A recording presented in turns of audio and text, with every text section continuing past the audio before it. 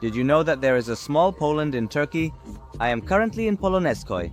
The name of this place used to be Edinpol in old records, and hundreds of Poles lived here. Let's get to know this interesting village up close. Many different ethnic groups live together in these lands. Different beliefs are practiced and many different languages are spoken. However, in my opinion, the most interesting of these is the land where our Polish citizens reside. Even though over 18 million people live in Istanbul, there is a place called Polonezköy in this wooded area on the Anatolian side where the population isn't as dense. Here, only about 400 people live, and in fact, many of these residents are of Polish descent. In fact, Polonezköy means the village of the Poles. Only about 400 people live here, and in fact, many of these residents are of Polish descent. In fact, Polonezköy means the village of the Poles. This village, whose name is identified with communities of Polish origin, was founded in the 19th century. It was established in the 19th century and has continued to serve as a living space for Polish immigrants and their descendants up to the present day. In this video, I will try to tell you about this cultural heritage that is little known in our community. You can support me by subscribing to the channel and liking the video on the way to 100,000. Alright, so how did the Poles come to these lands so far from their homeland? The uprisings that took place between 1830 and 1831, known as the November Uprising, were armed revolts initiated to prevent the partitioned Poland from falling into the hands of the Russian Empire. Shortly after, a significant portion of the people from Lithuania, Belarus, and Ukraine also supported the uprising. Although the rebels initially achieved some small successes, Russian Imperial Army, commanded by Ivan Paskevich, was numerically superior and managed to suppress the uprising. Tsar Nicholas I decreed Poland part of Russia. Nicholas published a decree foreseeing that Poland would become an inseparable part of the Russian Empire. From this point on, everything changed. New quests began for the Poles who had failed in the uprising. The interesting thing is that the Poles' quest started a new story in the Ottoman lands. At that time, Paris was the center of the Polish political migration. However, Prince Adam wanted to collaborate with the Ottoman Empire as a second political power. For this purpose, Prince Adam Czartoryski sent Mihail Tchaikovsky, the Ottoman Empire, as his representative. After arriving in Istanbul, Tchaikovsky converted to Islam 1850 and took the name Sadık Pasha, playing significant roles for the Ottoman Empire. He fought alongside the Ottomans with the Cossack troops during the Crimean War and became a beloved soldier. In fact, during this period he had a large mansion built with 24 hotels in Cihangir. Although the mansion is still known today as Sadık Pasha Mansion. In fact, Sadık Pasha was the catalyst for something much bigger. The Sultan of the time did not leave Sadık Pasha's successes unrecognized and allowed him to purchase land in Istanbul. Thus, he purchased a wooded area in the north of the Anatolian side, gave it to Prince Czartoryski.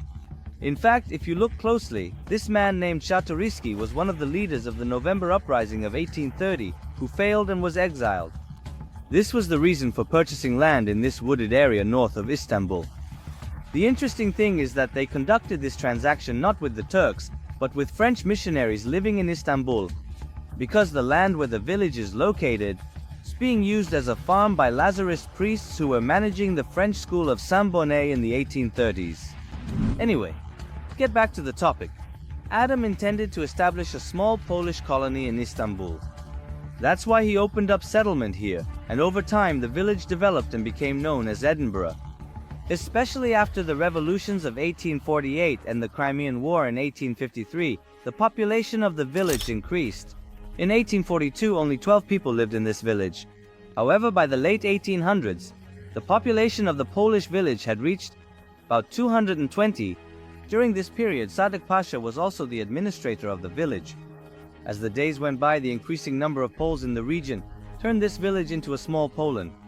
They built the Roman Catholic Church, a Polish Catholic cemetery, and houses that reflect Polish architectural features. And so the history of Polonezköy began. But Sadık Pasha's interesting story wasn't over yet. But I will elaborate on that shortly. For now, let's continue with the story of the village. Before the settlement was established, the lands were left uncultivated and barren. However, over the years, the Poles transformed these lands into productive farms, beautiful gardens, and lush forests through reforestation efforts. Right now, I'm at Polonezköy Nature Park. This place is really beautiful. On the other hand, I want to say something about the first settlers who came here. The first Poles who came here were involved in farming, agriculture, and even livestock raising. Later on, forestry, etc., they were involved in. However, when the calendar showed the year 1918, Poland gained its independence. As a result, some of the Poles separated from the Ottoman Empire and returned to Poland. However, some of the people living in the village chose to stay here instead of going back. By 1938, the residents of Polonezköy had been granted citizenship of the Republic of Turkey. In 1968, they received the titles to the lands they were living on. Today, Polish Catholics and Muslim Turks continue to live together in the village. Although the population of the region is not very high, there are still over 100th and 5th generation Poles living in the village. And 5, a generation of Poles lives here. Almost half of these people can speak Polish as their mother tongue. Therefore, most of the citizens living here know both Turkish and Polish. However, despite this interesting feature, it is not well known among our village citizens. However, there were some very interesting names among those who visited here in the past. According to the official records of the village, the famous Hungarian pianist Franz Liszt visited here in 1847, the French writer Gustave Flaubert in 1850, and the founder of the Republic of Turkey, Mustafa Kemal Atatürk, in 1937. Among those who visited the village during that time was the then President Kenan Evren. Kenan Evren came here and had a nice conversation with the citizens.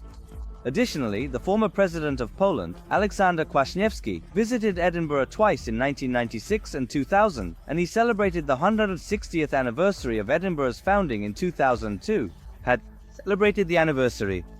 Edenpol's founders' descendants visit ancestral settlements. Summer festivals in Polonezköy keep cultural ties to Poland. In fact, summer festivals are held every year in Polonezköy. This way, the cultural ties to Poland are preserved.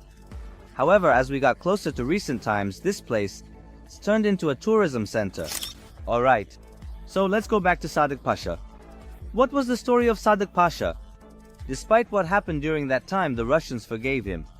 Upon this, he left the magnificent mansion in Cihangir where he managed Edenpol, returned to Christianity, settled in Kiev.